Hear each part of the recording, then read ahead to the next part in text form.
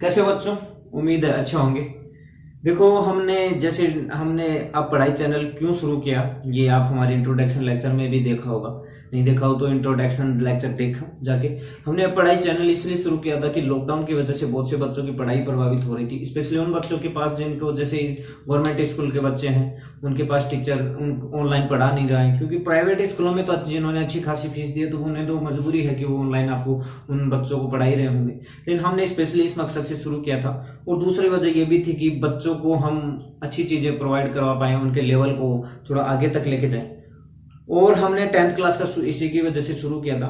और काफी समय पहले हमने सोचा कि क्यों ना हमें 12th का भी शुरू करना चाहिए। 12th का भी हम आज से शुरू करने जा रहे हैं। मैथमेटिक्स में ही पढ़ाऊंगा और केमिस्ट्री और फिजिक्स के टीचर भी आपको जल्द मिलेंगे। उनका इंट्रोडक्शन मैं यहाँ नहीं देने जा रहा हूँ, मैं सिर्फ अपना बताने जा रहा हूँ। तो केमिस्ट्री में ही पढ़ाऊंगा, मैथ में पढ़ाने वाला हूँ। और क्वालिफिकेशन मेरी क्या है वो बताने की जरूरत है नहीं। MSc मैथमेटिक्स से हूँ मैं, NIT जालंधर से मैंने की है। और फिलहाल मैं PhD कर रहा हूँ राजस्थान यूनिवर्सिटी से। लेकिन लॉकडाउन चल रहा था, हमारे पास थोड़ा टाइम भी था, तो हमने सोचा कि क्यों ना बच्चों की हेल्प की जाए। इसकी वजह से हमने ये सब शुरू किया है। 10th का सिलेबस चल ही रहा है। 10th के हमारे कम से कम मेरे हिसाब से हम मैथ में लगभग 2 चैप्टर पूरे करवा दिए हैं। साइंस के भी लगभग 2, लेंस वाला चैप्टर लाइट वाला और लाइट प्रोसेस वाला पूरा करवा दिया। लेकिन अब हमने सोचा कि क्यों ना कि 12th का भी शुरू किया जाए, 12th के बच्चों की भी हेल्प की जाए। तो इसी के तौर पे हमने 12th का भी शुरू कर दिया है। आप देख रहे हो कि हेडिंग है मैट्रिसेस, तो आपके दिमाग में जरूर ये क्वेश्चन आ रहा होगा कि 12th का पहला चैप्टर तो फंक्शन वाला चैप्टर है, अब पहला चैप्टर आप मैट्रिसेस क्यों शुरू करें। देखो, मेरा पढ़ाने का तरीका कैसा है वो मैं पहले आपको बता देता हूँ इस लेक्चर में सबसे पहले, क्योंकि एक टीचर पढ़ाएगा कैसे वो ज्यादा इंपॉर्टेंट है। मेरा मानना है कि 12th का बेसिक जो है 11th क्लास में होता है। 12th के बहुत से चैप्टर, क्योंकि 12th तो 11th बहुत से बच्चे गलती क्या करते हैं कि 11th क्लास को ध्यान से पढ़ते ही नहीं, क्योंकि बोर्ड की क्लास नहीं है, इसलिए वो गलती कर जाते हैं और 12th में वो परेशान करता है। फंक्शन पढ़ने के लिए आपको रिलेशन आना चाहिए, सेट की थ्योरी आनी चाहिए। इनवर्स ट्रिग्नोमेट्री फंक्शन पढ़ने के लिए आप पढ़ सकते हो, रट सकते हो, लेकिन उसे समझने के लिए आपको ट्रिग्नोमेट्री फंक्शन के फॉर्मूले पूरे याद होने चाहिए। ऐसी बहुत सी चीजें, ऐसी 5.1 जो है 5.1 जहां लिमिट के क्वेश्चन, कंटिन्यूटी के क्वेश्चन दे रखे हैं, उसके लिए पहले आपको लिमिट आना चाहिए। लिमिट आपकी 11th क्लास में है। तो बहुत से ऐसे चैप्टर हैं, जैसे प्रोबेबिलिटी का थोड़ा बेसिक 11th क्लास में है, तो इनका बेसिक कहीं ना कहीं वहां छुपा होता है। तो अगर आप 11th क्लास में आपने अच्छे से नहीं पढ़ा है तो उन चैप्टरों में 12th क्लास में भी दिक्कत आती है। तो सबसे बड़ी गलती तो वो स्टूडेंट यही करते हैं कि 11th क्लास को सीरियस नहीं लेते, वो सीरियसली 11th क्लास में पढ़ते नहीं है, और उसका खामियाजा उन्हें 12th बोर्ड में परसेंटेज में भी भुगतना पड़ता है। साथ साथ अगर वो IIT JEE नीट की तैयारी, मैथ में तो नीट का कोई लेना देना है नहीं, IIT JEE की तैयारी कर रहे हैं, तो उसका खामियाजा उन्हें भुगतना पड़ता है IIT JEE की तैयारी में भी। तो बस इसी वजह से मैं मैट्रिसेस शुरू कर रहा हूं। मैं 12th के हमने जो सोचा है कि हम 11th और 12th दोनों का सिलेबस पूरा करवाएंगे, क्योंकि बेसिक आप कंपटीशन की तैयारी करो IIT JEE जैसे कंपटीशन की, और केमिस्ट्री और जो फिजिक्स है तो वो तो नीट में भी आती है। तो इन जैसे कंपटीशन की तो जो हर 11th और 12th दोनों के क्लास के जो होते हैं पूरा सिलेबस आता है। तो उसमें तो ऐसा है नहीं कि आपका बोर्ड वाला तो है नहीं कि 12th का सिलेबस आ जाएगा, उसमें 11th और 12th उसके अलावा कुछ एक्स्ट्रा भी आता है। 11th-12th के सिलेबस बोर्ड के सिलेबस में भी नहीं है, NCERT की बुक में भी नहीं है। जैसे मैट्रिसेस में भी बहुत से ऐसे चैप्टर हैं जो अपने किताब में नहीं है, लेकिन वो IIT JEE जैसे कंपटीशन में आते हैं।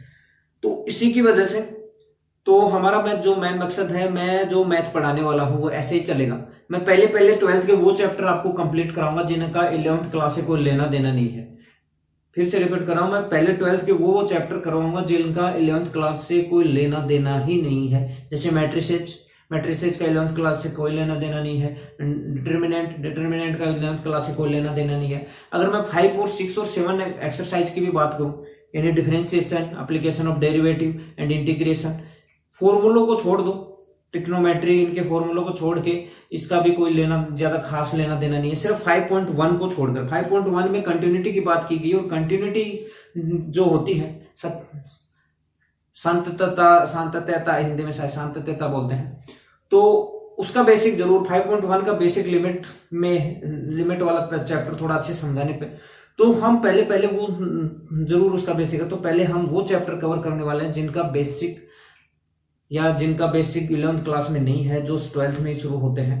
जैसे डिफरेंशिएशन की बात करें तो 5.1 को छोड़ के बाकी पूरा डिफरेंशिएशन है, उसका इतना कोई लेना देना नहीं है 11वीं से। 5.1 का 11th क्लास के लिमिट वाले चैप्टर से बहुत ज्यादा कनेक्शन है, लेकिन 5.2, 3 इनका कोई ज्यादा लेना देना नहीं है। तो या तो हम करेंगे, तो ऐसे ही हम चलने वाले हैं, पहले 3rd करवाएंगे, 4th कराएंगे।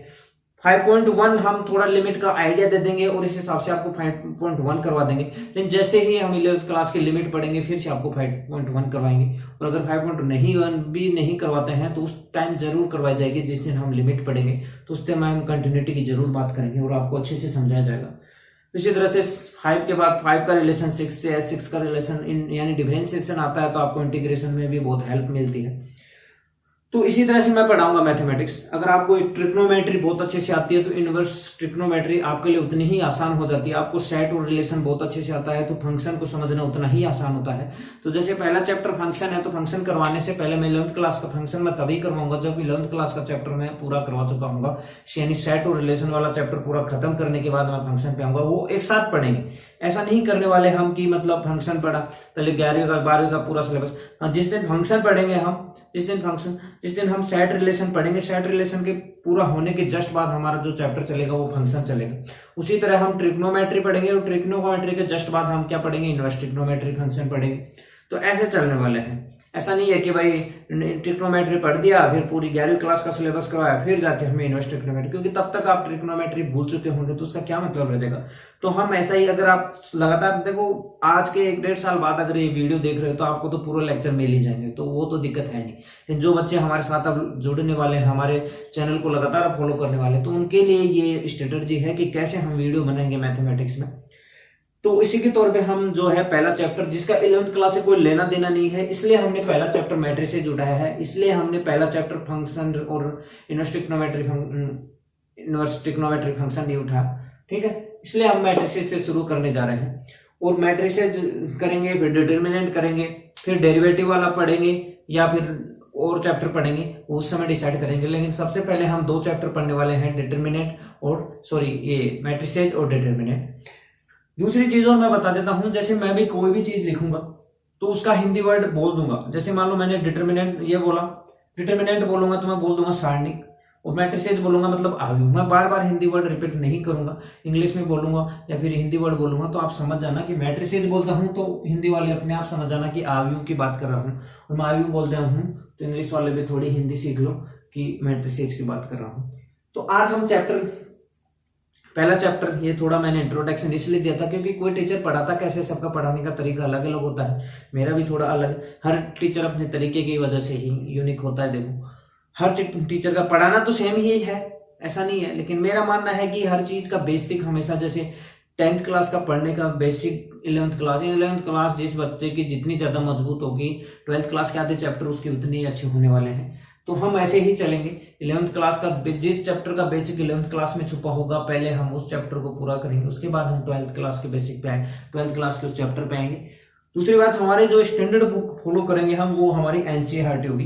एनसीईआरटी पूरी करवाने के बाद, जैसे हमारा मान लो कि एनसीईआरटी 11th और 12th की पूरी करवा दी, उसके बाद हम कंटिन्यू करेंगे तो इसके, जैसे मान लो कि मैं कहना चाह रहा हूँ मैट्रिसेज में, मैंने मान लो कि मैट्रिसेज के मैंने मान लो 12 लेक्चर में एनसीईआरटी की पूरी मैट्रिसेज पूरी कर दी, 12 लेक्चर बनाए मैंने और उसमें पूरी मैट्रिसेज खत्म हो गई एनसीईआरटी लेवल की। लेकिन उसके बाद भी एनसीईआरटी लेवल के बाद भी कंपटीशन में आने वाली मैट्रिसेज भी बहुत बच जाती है। ऐसा नहीं है कि पूरे कंसेप्ट यहीं से कंपटीशन, जैसे IIT JEE में अगर बात करोगे तो जैसे अपने मैट्रिसेज में थोड़ा सा वो बता रहा हूँ, जैसे upper triangle matrix, lower triangular matrix, ये सब ऑर्थोगोनल मैट्रिक्स, ये हमारे सिलेबस में नहीं है लेकिन ये कंपटीशन में आते हैं। अगर ये कंपटीशन में आते हैं अपने IIT JEE वाले कंपटीशन में, लोअर ट्रायंगल, अपर ट्रायंगल मैट्रिक्स, ऑर्थोगोनल मैट्रिक्स, इन सब की बात होती है वहां पे, लेकिन ये अपने सिलेबस में नहीं है, तो वो चीजें भी हम पढ़ेंगे। लेकिन सबसे पहले हम पूरा एनसीईआरटी 11th और 12th का एनसीईआरटी का पूरा सिलेबस कवर करवाएंगे। उसके बाद जैसे 12 लेक्चर बन गए एनसीईआरटी का, मैंने मैट्रिक्स कराते कराते 12 लेक्चर बनाए, तो जब पूरा एनसीईआरटी हो जाएगा उसके बाद जो जो चीजें टॉपिक बच जाएंगे जो कंपटीशन में आते हैं लेकिन एनसीईआरटी में नहीं दे रखे, तो वहां फिर बाद में उसके बाद में आपको मैट्रिक्स का लेक्चर नंबर 13, लेक्चर नंबर 14 उसके बाद आपके जोड़ दिए जाएंगे और प्ले लिस्ट बना दी जाएगी। तो सबसे पहले हम एनसीईआरटी ही पूरी करवाने वाले हैं, उसके बाद एनसीईआरटी पूरी हो जाएगी तो जो जो कंसेप्ट बच जाएंगे उनके नए लेक्चर बना दिए जाएंगे, तो सबसे पहले हम 11th-12th का पूरा करवाएंगे, उसके बाद हम कंपटीशन के उसमें आएंगे। उसके बाद और ऐसे जो लेक्चर बनाने के बाद हम कुछ एक स्टैंडर्ड बुक फॉलो करेंगे, जैसे आर.डी. शर्मा हो सकती है, कोई और अच्छी बुक मिली तो उसके क्वेश्चन भी करवाएंगे, ताकि आपको कंपटीशन में भी हेल्प हो। हमारा मकसद सिर्फ यहाँ तक रह जाना नहीं है कि 12th का एनसीईआरटी पढ़ा दिया और परसेंटेज बने, नहीं। हमारा मकसद है इसको उस कंपटीशन के लेवल तक लेके जाना, ताकि आपको कहीं कोचिंग की इतनी ज्यादा जरूरत न पड़े। आप सेल्फ स्टडी यहाँ से देखकर भी कर सकते हो, लेकिन वो धीरे धीरे बन पाएगा। हम एकदम से आपको इतना कुछ करवा नहीं सकते, क्योंकि हम भी अपने टाइम को मैनेज करना पड़ता है, हमें खुद को भी पढ़ना है और आपके लिए भी ये चीजें। तो उसी टाइम को मैनेज करते हुए तो हम धीरे धीरे मतलब आज से 2-3 साल बाद अगर आप ये चैनल कोई खोलेगा तो उसपे ये सब चीजें मिलेंगी। तो हम ऐसा नहीं है कि यहीं तक रुक जाने वाले हैं, इसको अपर लेवल तक मैं कह रहा हूं कि आपको यहाँ से लेकर हम 12th वाले लेवल से लेकर पहले 12th का पूरा करवाएंगे, फिर कंपटीशन लेवल का भी आपको बहुत कुछ सिखाएंगे, ठीक है। तो यही बात मैं कहना चाह रहा था कि हमारा मकसद सिर्फ एनसीईआरटी करवा देना नहीं है, लेकिन पहले हम स्टैंडर्ड बुक ये जो है उसको पूरा कंप्लीट करवाने के बाद कंपटीशन एग्जाम के बारे में बताएंगे। लेकिन आप ये मत सोच लेना, दूसरी बात ये भी कह रहा हूँ कि मैं 12th का करवा रहा हूँ, एनसीईआरटी करवा रहा हूँ, इसका मतलब ये बिल्कुल नहीं मत सोच लेना कि इनका आईआईटी जेईई से उनसे कोई लेना देना नहीं होगा। यहाँ से भी जो मैं कंसेप्ट बताने वाला हूँ उनसे भी बहुत से क्वेश्चन आईआईटी जेईई में उनका यूज होता है। यानी मान लो ये एक बेसिक की तरह है, आईआईटी के कंपटीशन की अगर आप तैयारी करोगे तो ये चीजें वहां भी पढ़नी ही पड़ेंगी, ठीक है। तो ऐसा नहीं है कि ये भाई 12th का ही पढ़ा रहे हैं, यहाँ से भी शुरुआत होती है। ये भी यहाँ भी बहुत कई बार ऐसे क्वेश्चन आ जाते हैं जो आप इस लेवल पे अच्छा पढ़ लेते हो तो कंपटीशन में कर सकते हो। तो यही है, तो इन चीजों को इग्नोर मत करना, ये सोच के मत मानना कि यार बस 12th तक का पढ़ा रहे हैं, नहीं। यहाँ से भी हम इस 12th लेवल को भी, मतलब अब एनसीईआरटी स्टैंडर्ड बुक हम एनसीईआरटी फॉलो करने वाले हैं, लेकिन इसके लेवल को भी सिर्फ एनसीईआरटी तक नहीं रखने वाले।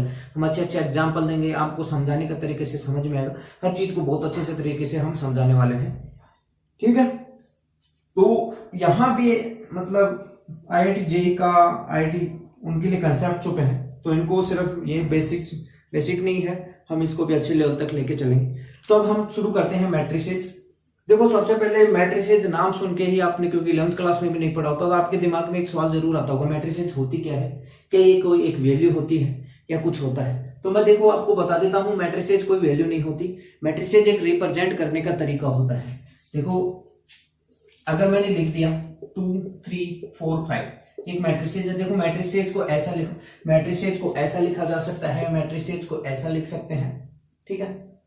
तो ऐसे लिखा मिले ऐसा लिखा मिले तो वो मैट्रिसेज ही है, वो आव्यूह है। मैट्रिसेज यानी आव्यूह, ठीक है, हिंदी में आव्यूह बोलते हैं। तो ये मैट्रिसेज है, ये एक रिप्रेजेंट करेगा तरीका। आपको कोई मैट्रिसेज ए दे दी, कुछ ऐसी कोई मैट्रिसेज ए इक्वल टू ऐसा दे दिया, और आपको पूछे कि मैट्रिसेज ए की वैल्यू क्या है, तो ये गलत क्वेश्चन होगा, क्योंकि मैट्रिसेज की कोई वैल्यू नहीं होती, वो एक रिप्रेजेंट करने का तरीका होता है। जैसे कि मान लो मैं एक मैट्रिसेज यहाँ पे लिखता हूं, जैसे रोहन है, रोहन को मैंने आर से, और एक बबलू है, रोहन और बबलू है, चलो बबलू मत बबीता मान लो, चक्कर चल रहा है तुमका, रोहन का उनका, रोहन और बबीता है,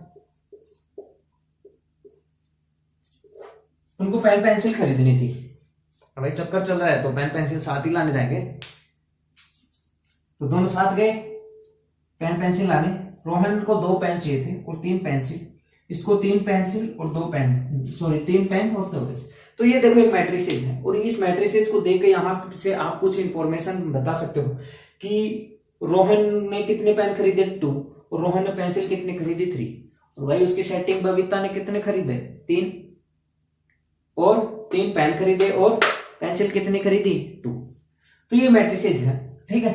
तो मैट्रिसेज एक मतलब रिप्रेजेंट करने का तरीका होता है। इन चीजों को देखो, अपन ने बात क्या क्या, भाई रोहन और बबीता पेन पेंसिल खरीदने गए थे, रोहन ने 2 पेन और 3 पेंसिल खरीदी, और बबीता ने 3 पेन और 2 पेंसिल खरीदी। अब इसको मैट्रिसेज में रिप्रेजेंट कर दिया, ये एक रिप्रेजेंट करने का तरीका है। यहाँ से आप एक पर्टिकुलर चीज की, जैसे पेन कितने खरीदे उसकी वैल्यू बता सकते हो, लेकिन इस पूरी मैट्रिक्स की कोई वैल्यू नहीं होती। तो मैट्रिक्स को, ये मैट्रिक्स एक रिप्रेजेंट करने का तरीका होता है। ये इंफॉर्मेशन थी अपने पास की, रोहन ने 2 पेन खरीदे, 3 पेंसिल, बबीता कौन, रोहन की सेटिंग है, तो बबीता ने कितने पेन खरीदे 3, और पेंसिल कितने खरीदे 2, इसको रिप्रेजेंट कर दिया। यहाँ से आप ये चीजें देखो बिना बोले आप बता सकते हो कि हाँ रोहन ने पेन कितने खरीदे 2, रोहन ने पेंसिल कितने खरीदी 3, और उसकी सेटिंग बबीता ने कितने खरीदे पेन 3 और पेंसिल कितने खरीदे 2। तो ये मैट्रिक्स एक रिप्रेजेंट करने का तरीका होता है उसकी अकेले की मैट्रिक्स। जैसे ए, ये मैट्रिक्स है ए, इसकी कोई मैं आपको पूछे कि मैट्रिक्स ए की वैल्यू क्या होगी, कोई वैल्यू नहीं होती। ये रिप्रेजेंट करने का तरीका ये इंफॉर्मेशन देता है। देखो ऐसे दिया कि रोहन ने 2 पेन खरीदे 2 पेंसिल खरीदे। हाँ, पेन पेंसिल उन्होंने क्यों खरीदे समझ सकते हो तो ये एक मैट्रिक्स है। तो मैट्रिक्स एक रिप्रेजेंट करने का तरीका होता है यही चीज। अब मैट्रिक्स को मैं बता चुका हूं, मैट्रिक्स को ऐसा लिखा हो, इसके अंदर कुछ लिखा हो या फिर ऐसे करके कुछ लिखा हो तो मैट्रिक्स ही होती है। ऐसा हो सब कंफ्यूज मत होना, दिमाग में ये फितूर मत बैठा लेना कि भाई मैट्रिक्स ऐसी आएगी तो मैट्रिक्स कहेंगे, ऐसा लिखा हुआ आता है तो मैट्रिक्स होती है।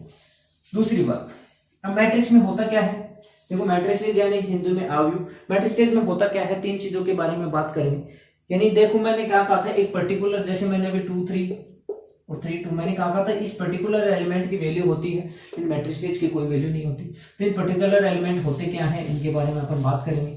दूसरी बात, अब यहां से 3 क्वेश्चन आपको और मैं पुट कर रहा हूं मैट्रिक्स का। जैसे मैट्रिक्स के एलिमेंट मुझे निकालने, देखो एलिमेंट की वैल्यू तो होती है, मैंने बताया एलिमेंट की वैल्यू कैसे निकालनी। मैट्रिक्स का ऑर्डर क्या होता है, ठीक है, मैट्रिक्स में नंबर ऑफ एलिमेंट कितने होंगे, ऑर्डर देख के आपको बताना है। ये सब चीजें आपके दिमाग में होनी चाहिए। तो अब यहां से वही चीज डिस्कस करने वाला हूं। मैट्रिक्स के रो क्या होते हैं, कॉलम क्या होते हैं, वो सब डिस्कस कर रहे हैं। देखो एक मैट्रिक्स कुछ इस प्रकार से है, जैसे ए कोई मैट्रिक्स मैंने लिख दी 2 3 5 4 2 1 1 0 माइनस का 5, ये एक मैट्रिसेस है। एक मैट्रिसेस नहीं मैट्रिक्स है। तो इसमें मैट्रिक्स में कोई भी मैट्रिक्स ऐसा नहीं है, ये मैंने एक एग्जांपल सिर्फ समझाने के लिए लिखा है। इनको हम बोलते हैं क्या, रो। ये क्या है फर्स्ट रो, ये क्या है सेकंड रो, ये क्या है थर्ड रो, इनको अपन क्या बोलते हैं रो।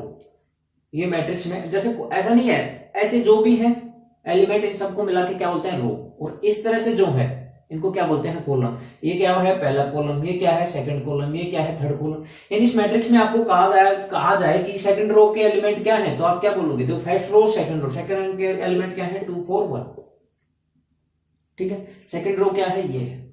आपको कहा जाए थर्ड रो क्या है 1 0 माइनस का 5, तो ये होता है। आपको कहा जाए सेकंड कॉलम क्या है 3 2 0, सेकंड रो के एलिमेंट कितना है 3 2 0, और थर्ड रो कॉलम के ये।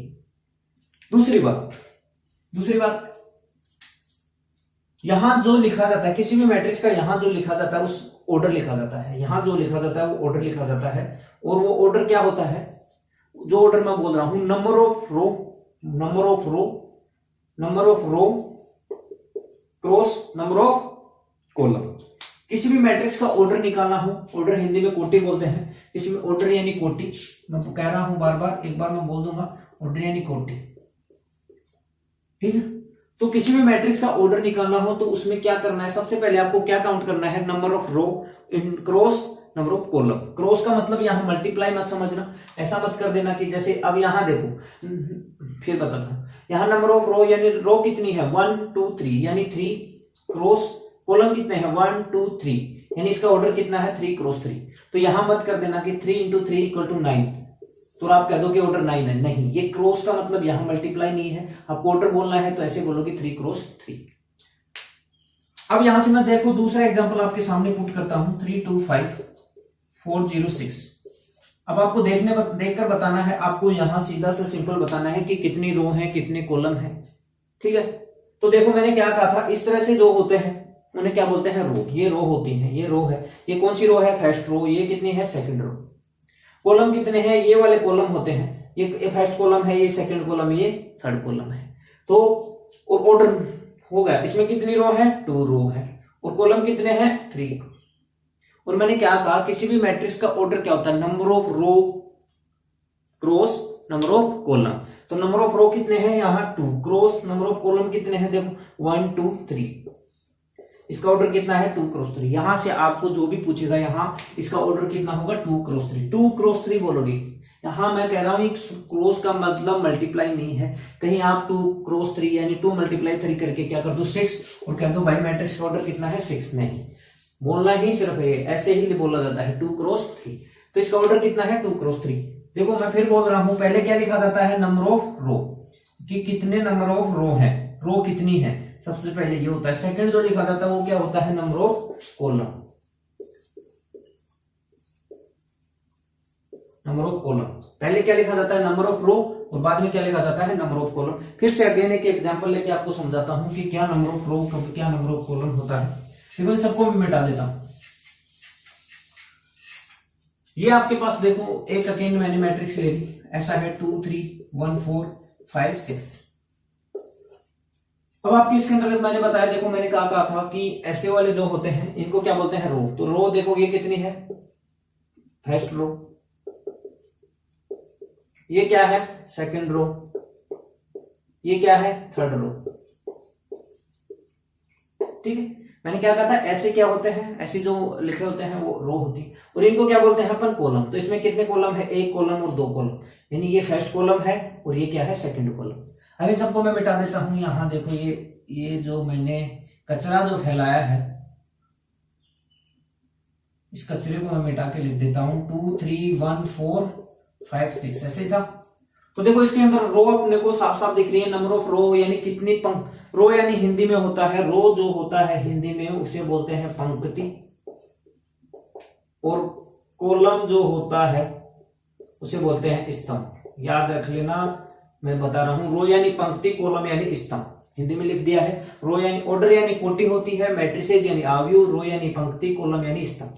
तो इसके अंदर नंबर ऑफ रो कितने हैं, देखो 1 2 3, नंबर ऑफ रो क्रॉस। देखो ऑर्डर क्या बताया था मैंने, किसी भी मैट्रिक्स का ऑर्डर होता क्या है, number of row cross number of column. Column कितने हैं, 1 और 2, तो इसका ऑर्डर कितना होगा, 3 क्रॉस 2। इसका ऑर्डर कितना होगा, 3 क्रॉस 2। पहले क्या लिखते हैं, मैंने फिर बता रहा हूं, पहले क्या लिखते हैं, number of row. Number of row कितने थी, 1 2 3, यानी 3 रो थी, cross number of column, column कितने हैं, 1 और 2, तो ऑर्डर कितना आ गया, 3 क्रॉस 2। पहले क्या लिखते हैं, फिर से रिपीट कर रहा हूं, पहले क्या लिखते हैं, नंबर ऑफ रो, फिर बीच में आता है क्रॉस, और बाद में क्या लिखते हैं, नंबर ऑफ कॉलम, यानी पहले क्या, पंक्तियों की संख्या क्रॉस स्तंभों की संख्या। अब इसी के दूसरे कंसेप्ट पे आते हैं। ठीक है, जो ऑर्डर है। अगर दूसरी बात, अगर नंबर ऑफ रो को मैं नंबर ऑफ कॉलम से मल्टीप्लाई कर दूं तो क्या आया, 6। ये क्रॉस था, अब मैंने नंबर ऑफ रो को नंबर ऑफ कॉलम से मल्टीप्लाई कर दिया तो आया कितना, 6। अब ये 6 किसको रिप्रेजेंट करता है, ये 6 किसको दर्शाता है, ये 6 बताता है कि इस मैट्रिक्स में 6 एलिमेंट हैं। 6 एलिमेंट है, देखो 1 एक एलिमेंट, 2 एलिमेंट, 3 एलिमेंट, 4 5 6 एलिमेंट है, 6 एलिमेंट है। इन दोनों को देखो, ऑर्डर तो 3 क्रॉस 2 था। अगर मैं नंबर ऑफ रो को नंबर ऑफ कॉलम से अगर मैं मल्टीप्लाई कर दूं, गुणा कर दूं, तो जो संख्या आती है वो उस मैट्रिक्स में नंबर ऑफ एलिमेंट को बताती है। इसमें नंबर ऑफ एलिमेंट कितने हैं, 1 element, 2 element, 3 element, 4 element, 5 element, 6 element. Element का हिंदी अर्थ जो होता है वो अवयव, एलिमेंट को हिंदी में क्या बोलते हैं, अवयव। तो इसके मैट्रिक्स के अंतर्गत कितने अवयव, कितने एलिमेंट हैं, 6। और इन दोनों को मतलब नंबर ऑफ रो को नंबर ऑफ कॉलम से मल्टीप्लाई किया जाए तो क्या आता है, उस मैट्रिक्स में कितने एलिमेंट थे। जैसे पिछली मैट्रिक्सों में अपने पास, पिछली मैट्रिक्स में अपने पास 3 क्रॉस 3 ऑर्डर की क्या थी, एक मैट्रिक्स थी। पहले क्या लिखा जाता है, ऑर्डर निकालने के लिए पहले क्या लिखा जाता है, number of row cross number of column. इन दोनों को मैं मल्टीप्लाई कर दूं, यानी 3 को 3 से मल्टीप्लाई करूं तो 9।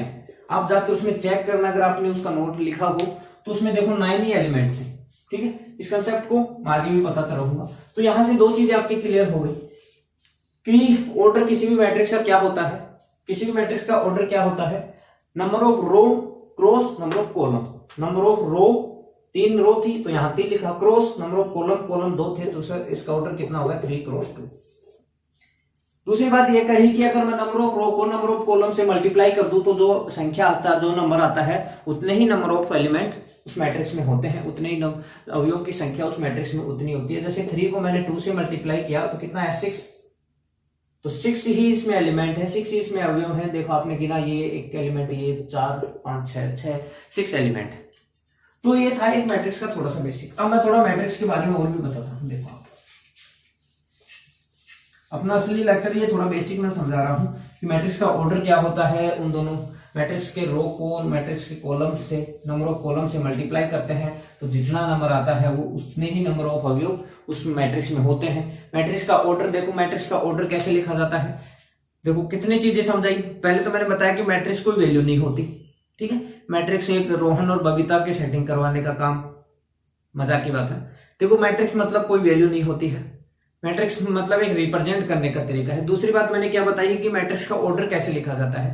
मैट्रिक्स की रो क्या होती है, इस तरह से जो होती है, इस तरह से जो होती है वो मैट्रिक्स की रो होती है, और इस तरह से जो होते हैं वो मैट्रिक्स के कॉलम होते हैं। तो मैंने क्या कहा कि मैट्रिक्स का ऑर्डर कितना क्या होता है, नंबर ऑफ रो, मैट्रिक्स का जो ऑर्डर होता है वो क्या होता है, number of row cross number of column.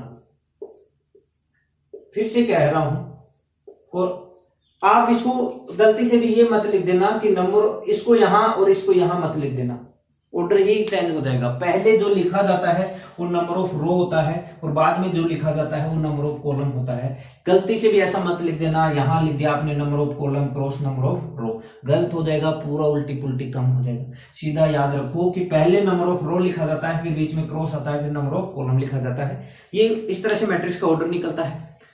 आपको नंबर ऑफ रो गिनना है, क्रॉस नंबर ऑफ कॉलम, ये मैट्रिक्स का ऑर्डर होता है। अगर नंबर ऑफ रो को मैं नंबर ऑफ कॉलम से मल्टीप्लाई कर दूं तो जो एलिमेंट आता है, एलिमेंट का नाम है, जो नंबर आता है उतने नंबर ऑफ एलिमेंट ही उस मैट्रिक्स में होते हैं। जैसे मैंने अभी एग्जांपल में लिया 3 क्रॉस 2 उसका ऑर्डर था, तो देखो 3 क्रॉस 2 यानी 3 को 2 से मल्टीप्लाई करना है, नंबर ऑफ रो को नंबर ऑफ कॉलम से मल्टीप्लाई कर दो तो जो नंबर आता है कितना है 6 नंबर ऑफ एलिमेंट उस मैट्रिक्स में थे।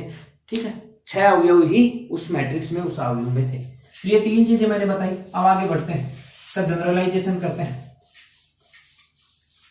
ये देखो मैट्रिक्स के एलिमेंट कैसे लिखे जाते हैं। ये कोई मैट्रिक्स है अपने पास, यहां होता है A11, यहां होता है A12 डॉट डॉट डॉट, यहाँ A, ये किस तक चलता है बताओ, कहां तक चलेगा, n तक।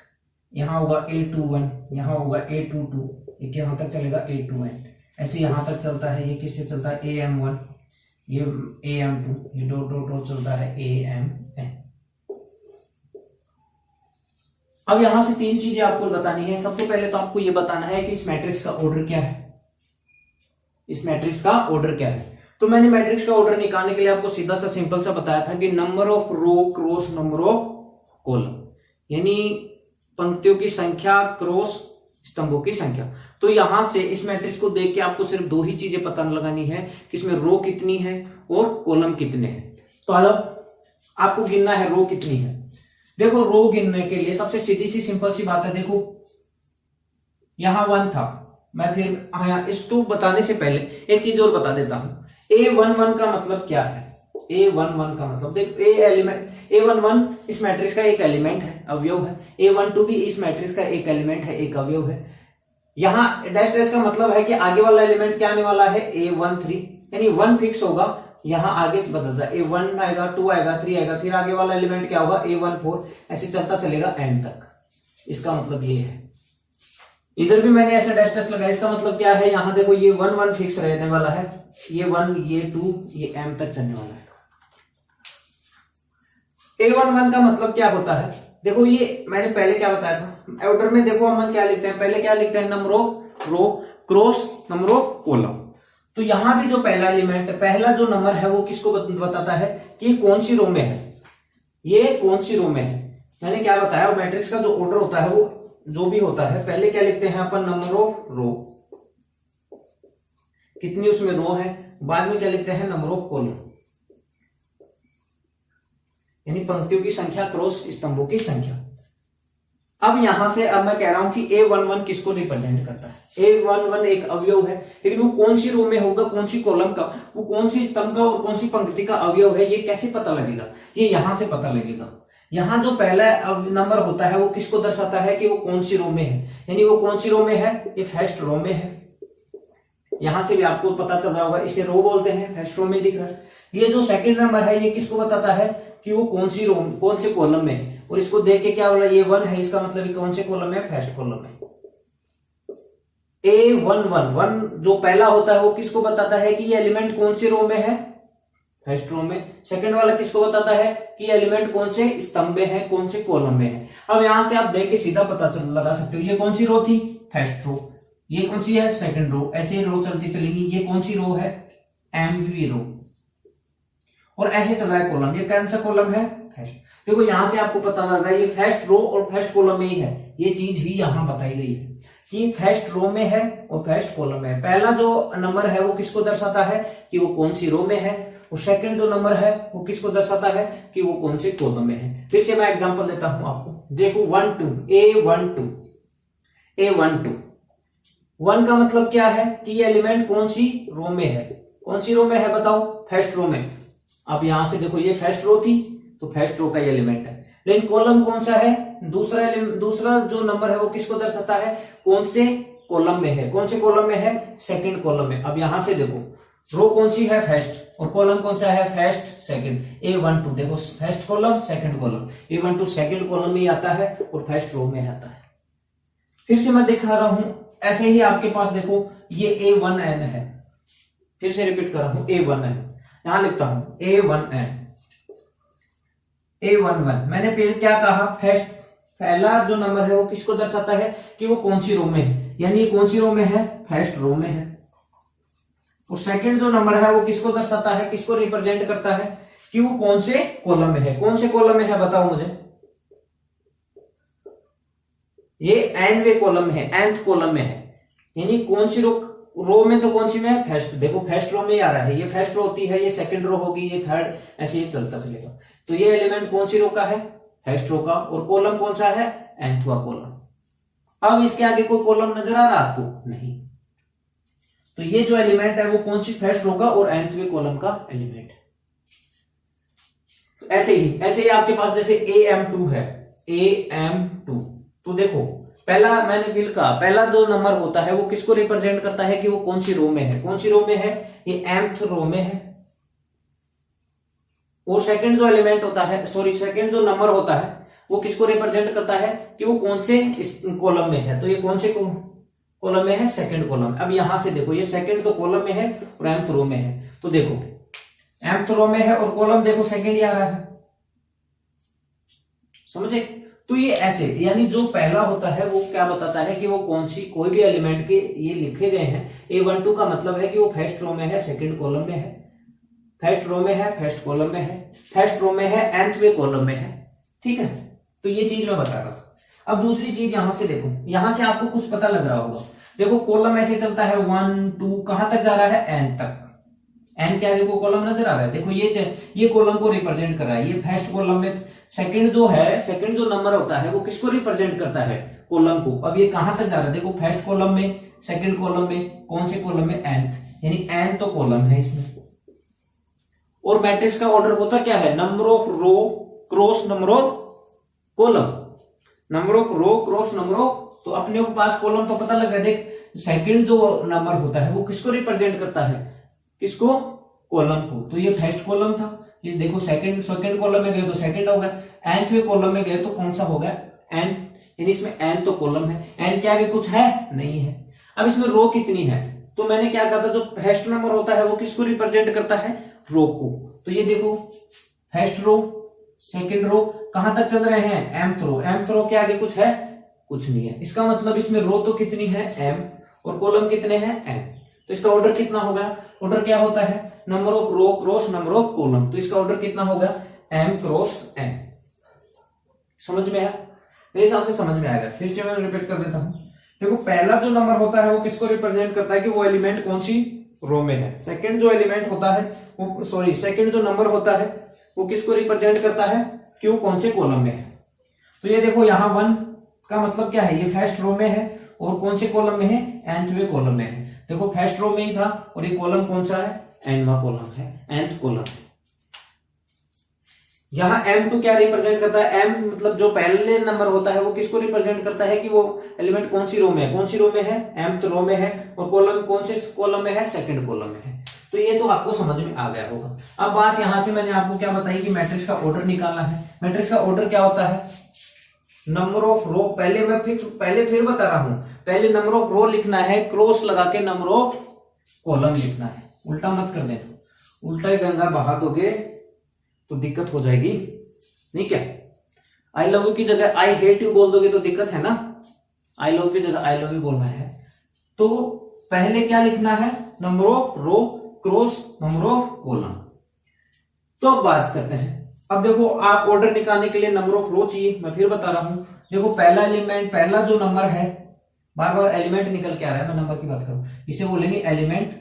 और ये कौन सी रो में और कौन से कॉलम में है इसकी बात। ये देखो first row first column, first row second column, first row nth column में है, ये सेकंड रो और फर्स्ट कॉलम में है, ये सेकंड रो सेकंड कॉलम में है, ये सेकंड रो और nth कॉलम में है। तो देखो ये सेकंड वाला जो है किसको रिप्रेजेंट कर रहा है, कॉलम को। ये फर्स्ट कॉलम में था, ये सेकंड कॉलम में, ये nthवें कॉलम में। तो इसके अंतर्गत कॉलम कितने हो गए, n। तो मैंने लिख दिया नंबर ऑफ कॉलम कितने हो गए, m। स्तंभ। अब बात आती है रो की। तो देखो फर्स्ट वाला रो को रिप्रेजेंट करता है, तो फर्स्ट रो में था, सेकंड रो में, ये कौन सी रो में है, mth रो में, mवी पंक्ति में। तो नंबर ऑफ रो कितने हो गए, m। तो ऑर्डर कितना गया, m क्रॉस n। इस हिसाब से समझ में आ गया होगा। अब इसको एक एग्जांपल के थ्रू मैं आपको और कुछ समझाता हूँ। कुछ एग्जांपल लिखता हूं, वहां से आपको एलिमेंट निकालने हैं, अवयव निकालने हैं। मेरे हिसाब से दो। अब देखो इसमें अपने पास ऑर्डर कितना आया, m क्रॉस n। और मैंने क्या कहा था, किसी भी मैट्रिक्स में एलिमेंटों के नंबर ऑफ एलिमेंट कितने होते हैं, यानी अवयवों की संख्या कितनी होती है, वो क्या करना है, नंबर ऑफ रो को नंबर ऑफ कॉलम से मल्टीप्लाई कर दो। ठीक है, जैसे कि नंबर ऑफ रो 3 है और नंबर ऑफ कॉलम 4 है, तो इसमें एलिमेंट कितने होंगे, 12। उस पूरी मैट्रिक्स में 12 एलिमेंट होंगे। तो इसमें कितने एलिमेंट थे, m इंटू n। अब एक एग्जांपल के थ्रू मैं आपको थोड़ा सा और एक्सप्लेन करने की कोशिश करता हूं। ये आपके पास मैट्रिक्स है 2 3 5 4 5 6, यहां और कुछ लिख दो 0 1 0 माइनस का 1 माइनस का 2 0। ये आपके पास मैट्रिक्स है। सबसे पहले आपको मुझे ये बताना है, आप खुद ही बताओ, सोचो थोड़ा कि इसका ऑर्डर कितना है, इसका ऑर्डर कितना है। मैंने सीधा सा बताया आपको कि ऑर्डर निकालने के लिए क्या करना है कि number of row cross number of column. अब आपको काउंट करना है कि नंबर ऑफ रो क्या हो, कितनी है। तो मैंने क्या कहा था, ये रो होती है, तो ये कितनी रो है, 1 2 3। तो नंबर ऑफ रो तो कितना हो गया, 3, क्रॉस लगा दिया मैंने। कॉलम मैंने क्या कहा था, कॉलम कैसे कितने, 1 2 3 4। तो कॉलम कितने हैं, तो इसका ऑर्डर कितना होगा, यानी इसको मैं मिटा देता हूं, तो यहां ऑर्डर कितना लिखा जाएगा, 3 क्रॉस 4। दूसरी बात मैंने आपको क्या सिखाया, देखो रो कितनी थी, 1 2 3 रो थी, कॉलम कितने हैं 1 2 3 4। तो ऑर्डर कितना आ गया, 3 क्रॉस 4। दूसरी बात मैंने क्या बताई कि अगर नंबर ऑफ रो को नंबर ऑफ कॉलम से मल्टीप्लाई कर दिया जाए और जो नंबर आता है उतने नंबर ऑफ एलिमेंट ही उस मैट्रिक्स में होते हैं। यानी नंबर ऑफ रो कितना था, 3 को मैं अगर 4 यानी नंबर ऑफ कॉलम से मल्टीप्लाई कर दूं तो कितना है, 12। अब देखो आप इसमें जाके, इसमें 12 एलिमेंट ही है, 1 एलिमेंट 2 एलिमेंट 3 एलिमेंट 4 एलिमेंट 5 6 7 8 9 10 11 12। देखो 12 एलिमेंट ही तो है। मैंने क्या कहा था, नंबर ऑफ रो को नंबर ऑफ कॉलम से अगर मल्टीप्लाई कर, यहां क्रॉस है, नंबर ऑफ रो को नंबर ऑफ कॉलम से मल्टीप्लाई कर दिया जाए तो उसमें नंबर ऑफ मैट्रिक्स में कितने नंबर ऑफ एलिमेंट है, मैट्रिक्स में कितने अवयव हैं, वो नंबर आ जाता है। कितने अवयव है इसमें, 12 अवयव है। ठीक है, अब तीसरी बात पे आते हैं। अब जो मैं कहने जा रहा हूं वो गौर से सुनना थोड़ा। देखो आपको कुछ एलिमेंट निकालने हैं, कुछ अवयव निकालने हैं। A11 निकालना है, A31 निकालना है, A52 निकालना है, ये समझ रहे हो, प्रश्नवाचक चिन्ह बोलते हैं यार हिंदी, यानी ये निकालना है। A32 निकाल दो और A42 निकालना, ये सब एलिमेंट निकालने हैं। फिर से मैं आपको रिपीट कर रहा हूं, देखो A11 निकालना है, A11 निकालना है। A11 जो एलिमेंट है, जो अवयव है, वो आपको क्या करना है, निकालना है। तो मैंने क्या कहा था, ये देखो इस एलिमेंट की वैल्यू चाहिए अपने को, A11 की अपने को क्या चाहिए, वैल्यू इस मैट्रिक्स में से निकालनी। अब मैंने क्या कहा था, ये जो वाला नंबर होता है, जो पहले नंबर लिखा था, तो वो किसको रिप्रेजेंट करता है कि ये A जो है वो किसमें है, A11 का मतलब क्या है, ये फर्स्ट रो का, यानी ये फर्स्ट रो का, और ये सेकंड वाला किसको रिप्रेजेंट कर रहा है, यानी फर्स्ट कॉलम का। यानी फर्स्ट रो और फर्स्ट कॉलम का जो एलिमेंट होगा वही क्या होगा, A11। अब देखो क्या करना है, मैं लाइन खींच दूंगा, कौन सी, फर्स्ट रो की बात कर रहा है, फर्स्ट रो कौन सी है, ये खींच दिया। कॉलम कौन सा है, कॉलम जो है कॉलम भी कौन सा है, first row first column. First column कौन सा है, ये है फर्स्ट कॉलम, नहीं ये कैसा है, सेकंड, ये थर्ड है, ये फोर्थ है। फर्स्ट कॉलम ये है, जहां पे क्रॉस किया वही तो A11 बनेगा। जहां क्रॉस किया है 1 1। फर्स्ट रो का देखो, फर्स्ट रो और फर्स्ट कॉलम में एक ही एलिमेंट है और 2 है। ये फर्स्ट रो में भी है, फर्स्ट कॉलम में भी है। और कोई सा भी एलिमेंट उठा के मुझे बता दो जो फर्स्ट रो और फर्स्ट कॉलम में हो। मान लो कि आपके दिमाग में आ रहा हो कि ये भी तो हो सकता है। देखो ये फर्स्ट रो में तो है, लेकिन क्या फर्स्ट कॉलम में है? नहीं, ये सेकंड कॉलम में है। मान लो आपके दिमाग में आए कि ये हो सकता है 4, तो आप देखो ये फर्स्ट रो में है? नहीं, ये तो रो में ही सेकंड में है। ये फर्स्ट रो है, ये सेकंड रो में। तो फर्स्ट रो और फर्स्ट कॉलम का सिर्फ एक एलिमेंट होगा, वो क्या है? 2। यानी यहां से A11 की वैल्यू कितनी आ गई? 2। अब बात आते हैं, इनको मिटा दो। ये जो आपने बीच में जो लाइनें खींची हैं, जो सुंदरताओं को खराब किया है अक्षरों की, जो मैंने बड़े सुंदर तरीके से लिखे थे, लाइन खींच के कर दिया ना खराब।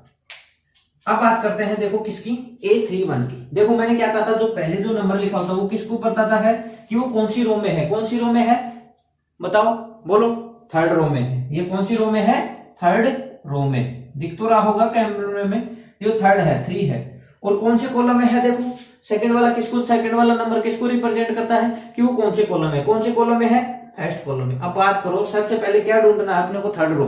First row, second row, third row. Third row ये है, लाइन खींच दी। कॉलम कौन सा है? फर्स्ट। फर्स्ट कॉलम कौन सा है? ये 0, यानी इसकी वैल्यू कितनी है? 0। अब फिर से वो बात तो बेवकूफी तो नहीं तो रहोगे ना कि 4 भी हो सकता है। 4 देखो सेकंड रो में है, ना कि थर्ड रो में। -1 थर्ड रो में तो है, लेकिन कॉलम उसका फर्स्ट नहीं है, तो यहां पे A31 भी 0 होगा, इसके अलावा कुछ आएगा नहीं। अब बात करते हैं A52 की। देखो A52, 5 का मतलब क्या? पहले जो लिखा जाता है नंबर, वो किसको रिप्रेजेंट करता है? नंबर ऑफ रो को। यानी ये एलिमेंट कौन सी रो में है? कौन सी रो में है? 5th रो में। और कॉलम कौन सा है? Second column. अब मुझे बताओ, इस एलिमेंट की वैल्यू इसमें मिलेगी क्या? इसमें 5th रो है, इसमें तो रो ही थर्ड है, तो ये एलिमेंट कैसे निकालूंगा? 5th रो है ही नहीं, इसका मतलब ये एलिमेंट इसमें एग्जिस्ट नहीं करता, ये एलिमेंट इसमें होता ही नहीं। फिर मैंने लिखा है A32। 3 क्या है? कौन सी रो में है? थर्ड रो में। थर्ड रो कौन सी थी? ये मैंने लाइन खींच दी। फिर से इनको मिटा के, आपको समझाने के लिए मिटा के फिर से लाइन खींचूंगा मैं। आपको समझाना ही हमारा परम धर्म है। कौन सी? देखो A32 में ये क्या है? नंबर ऑफ रो। कौन सी रो में है ये एलिमेंट? थर्ड रो में है। थर्ड रो में है भाई साहब। और कौन से कॉलम में है? सेकंड कॉलम में। कॉलम देखो, ये फर्स्ट कॉलम, ये सेकंड कॉलम कहां कट कर रहा है? -1 पे। मतलब इसकी वैल्यू कितनी आई? -1। अब इन सबको साफ करके मैं एक चीज और फिर इन सबको मिटा देता हूं। ये भीड़ बड़ा कसक हो गया है। A42 भी निकला है। A42 फर्स्ट किसको दर्शाता है? फर्स्ट जो नंबर है वो किसको दर्शाता है? नंबर ऑफ रो को। तो कौन सी रो की बात कर रहा है? 4th रो की। ये एलिमेंट कौन सी रो में है? 4th में। तो आप मैट्रिक्स देख के बताओ, क्या उसमें 4 रो है? नहीं, उसमें कितनी रो है? 3। इसका मतलब ये एलिमेंट भी नहीं हो सकता। अब लास्ट A24, इसकी वैल्यू आपको और बतानी है। देखो 2 यानी जो पहले लिखा होता है नंबर, वो किसको रिप्रेजेंट करता है कि वो एलिमेंट कौन सी रो में है? कौन सी रो में है? 2 में।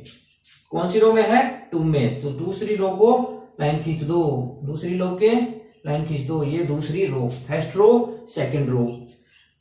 सेकंड जो नंबर होता है किसको रिप्रेजेंट करता है कि ये एलिमेंट कौन से कॉलम में है? कौन से कॉलम में है? 4th कॉलम में। अब 4th column, first, second, third, 4। यहां लाइन खींचो, कहां कट कर रहा है? यहां पे। तो इसकी वैल्यू कितनी है? 1। इसकी वैल्यू कितनी है? 1। ठीक है, मेरे हिसाब से समझ में आ गया होगा। और इसका ऑर्डर कितना था? नंबर ऑफ रो कितनी है? 1 2 3। और कॉलम, नंबर ऑफ कॉलम कितने थे? 4। ऑर्डर कितना था? 3। एलिमेंट कितने थे? 12। मेरे हिसाब से आपको बहुत अच्छे से समझ में आया होगा। ये थोड़ा साफ नहीं दिख रहा तो थोड़ा सा वीडियो पीछे कर लो, इस मैट्रिक्स को पहले नोट कर लो। नोट करने के बाद फिर आप इसमें निकालना सीखो। आज मैं इस लेक्चर को यहीं समाप्त करने वाला हूं, लेकिन एक क्वेश्चन के साथ। और क्वेश्चन क्या होगा अपना क्वेश्चन ये है, अगर आपके पास AIJ इक्वल टू दे रखा है I + J / 2, तो आपको एक 3x3 की, एक 3x2 की और एक 4x2 की मैट्रिक्स बनानी है। 4x2 ना लिखे 4x3 कर। थोड़ा सा मैं हिंट दे देता हूं। देखो 3x3 की मैट्रिक्स निकालनी है, इसका मतलब देखो पहला जो किसको दर्शाता है, पहले नंबर ऑफ रो, यानी उस मैट्रिक्स में कितनी रो होंगी, 3। उस मैट्रिक्स में रो कितनी होंगी, 1 2 3। सेकंड किसको बताता है, ये ऑर्डर है मैट्रिक्स का, और मैट्रिक्स के ऑर्डर में पहले क्या लिखा जाता है, नंबर ऑफ रो, और बाद में क्या लिखा जाता है, नंबर ऑफ कॉलम। तो इसमें नंबर ऑफ रो कितने हैं, 3, और नंबर ऑफ कॉलम भी कितने हैं, 3। कितने एलिमेंट आएंगे, जहां जहां क्रॉस करा वो सब एलिमेंट होंगे, वो क्या आएगा वो आपको बताना है, 9 एलिमेंट होंगे। इसलिए मैं बता रहा था क्योंकि आप इनको, आपको ऐसा ऑर्डर दे दिया जाएगा, मैं इसलिए कह रहा था कि पहले नंबर ऑफ कॉलम मत लिख लेना, ऑर्डर में हमेशा याद रखना पहले क्या आता है, नंबर ऑफ रो, बाद में क्या आता है, नंबर ऑफ कॉलम। अगर आप इसमें उल्टा पुल्टा कर दोगे तो दिक्कत हो जाएगी ना, ये 2 3x2। अब इसका हिसाब से देखो, ये किसी मैट्रिक्स, इस मैट्रिक्स के, इस ऑर्डर के एक मैट्रिक्स निकालने जिसमें, अभी आप देख के बताओ, पहले क्या लिखते हैं, नंबर ऑफ रो, उस मैट्रिक्स में रो कितनी होंगी, 3, और उसमें कॉलम कितने होंगे, 2। अगर आप उल्टा पुल्टा कर दोगे तो ये देखो क्या बन जाएगा, आप उसमें 3 कॉलम बना दोगे, 2 रो बना दोगे तो गलत हो जाएगा ना। तो इसलिए याद रखना पहले क्या लिखा जाता है, नंबर ऑफ रो, फिर बाद में नंबर ऑफ कॉलम। ऑर्डर, अगर किसी मैट्रिक्स का ऑर्डर 4x3 है तो देखो उसमें रो कितने होने वाली है, पहले क्या लिखा जाता है, रो 4 रो, 1 2 3 और 4। कॉलम कितने हैं उसमें, 1 2 3। तो ये तो मैंने थोड़ा हिंट दिया कि कोई 3x3 की मैट्रिक्स निकालने के लिए क्या जरूरी है, उसमें 3 तो रो होंगी और 3 ही कॉलम होंगे, उसमें 3 रो और 2 कॉलम, उसमें 4 रो और 3 कॉलम होंगे। अब इसके थोड़ी सी आगे हिंट और दे देता हूं।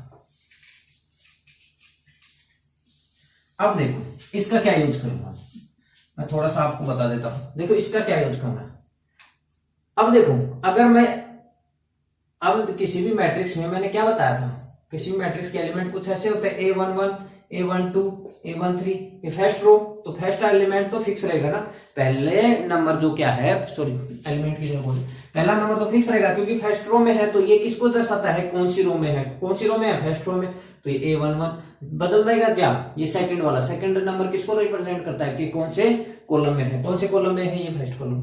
अब देखो आपको 3x2 की मैट्रिक्स बनानी है, तो मैं यहां नीचे बनाता हूं, 3x2 की मैट्रिक्स बनानी है, 3x2 की मैट्रिक्स बनानी है, 3x2 उसका ऑर्डर है, तो उसमें रो कितनी होंगी, 3, और कॉलम कितने होंगे, 2।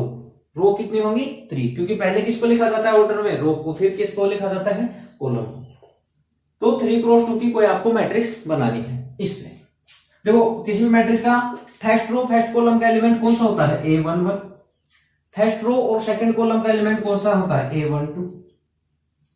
फर्स्ट रो फर्स्ट कॉलम का एलिमेंट कौन सा होता है, फर्स्ट रो का, एक A1 किसको रिप्रेजेंट करता है कि फर्स्ट रो में है, फर्स्ट कॉलम में, फर्स्ट रो में है, सेकंड कॉलम में है। अब मुझे बताओ इसमें क्या 1 और A13 हो सकता है, इस मैट्रिक्स में क्या A13 टाइप का एलिमेंट होगा, नहीं हो सकता।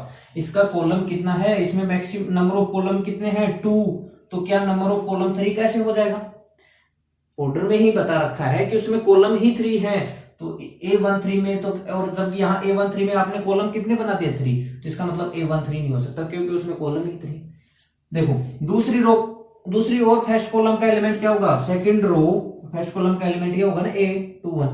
पहला किसको दर्शाता है, पहला नंबर किसको दर्शाता है कि कौन सी रो का है और कौन सी कॉलम का, फर्स्ट सेकंड रो का है और फर्स्ट कॉलम का है, सेकंड रो और सेकंड कॉलम का एलिमेंट ये होगा। क्या A23 भी हो सकता है, नहीं, कॉलम कितने बन गए, 3 कॉलम तो है ही नहीं।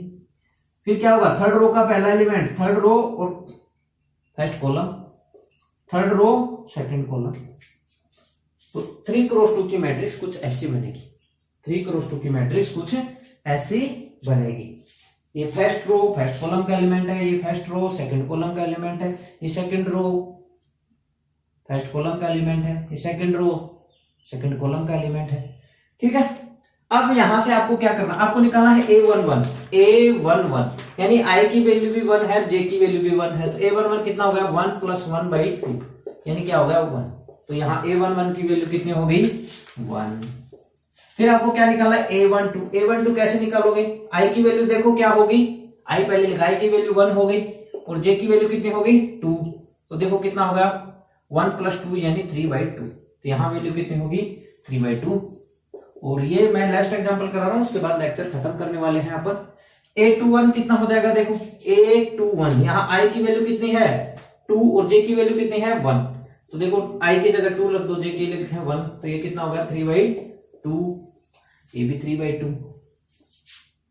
अब आपको निकालना a22 यानी आई की वैल्यू भी 2 और जे की वैल्यू भी 2, तो a22 कितना होगा 2 + 2 डिवाइड बाई 2 यानी कितना हो गया 2, तो ये 2 हो गया। अब आपको निकाला a31 यानी पहला जो होता है किसको रिप्रेजेंट करता है कि रो कौन सी रो में और कौन से कॉलम में है, तो कौन सी रो में थर्ड कॉलम यानी आई की वैल्यू आई यहाँ कौन सी रो में है और जे यानी कौन से कॉलम में को रिप्रेजेंट कर रहा है, तो आई की वैल्यू कितनी होगी 3 और जे की कॉलम 1 यानी 4 यानी अगेन भी ये भी 2। अब लास्ट बच गया a32 यानी कौन सी रो में आई की वैल्यू कितनी है 3 और जे की वैल्यू कितनी है 2 यानी 3 + 2 डिवाइड बाई 2 यानी 5/2, तो इसकी वैल्यू कितनी हो गई 5/2। ऐसे ही आपको 3x3 की मैट्रिक्स निकालनी है, ऐसे ही आपको 4x3 की मैट्रिक्स निकालनी है। ठीक है, तो आज के लेक्चर को हम यही समाप्त करते हैं। नेक्स्ट लेक्चर में मैं आपको पहले ये 3x3 की और 4x3 की मैट्रिक्स का भी थोड़ा बताऊंगा। मेरे हिसाब से बताने की जरूरत नहीं है, आप खुद कर लोगे। और उसके बाद अपन पढ़ेंगे टाइप ऑफ मैट्रिक्स क्या होते हैं। ओके, तो लगातार हमारे चैनल को साथ जुड़े रहें, चैनल को सब्सक्राइब करें। कोई आपके आस पड़ोस में 12th का बच्चा है तो उससे बताएं, ठीक है, और सबके साथ शेयर करें। लगातार हम ऐसे ही पढ़ाने वाले हैं और समझ में आएगा, यह हमारा वादा है। ठीक है, तो जय हिंद, जय भारत। चैनल को सब्सक्राइब करें, लोगों के साथ शेयर करें और लाइक करें। जय हिंद, जय भारत।